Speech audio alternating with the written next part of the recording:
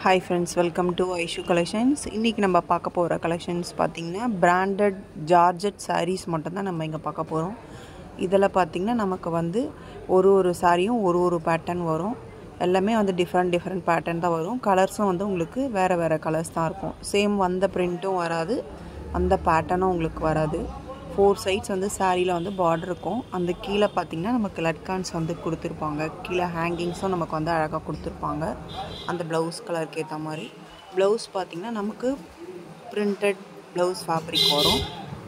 எல்லாமே வந்து உங்களுக்கு 6.5 மீட்டர்ஸ் ஃபேப்ரிக் வந்துரும். இதோட ரேட் பாத்தீங்கன்னா நமக்கு 1100 plus shipping charges வரும்.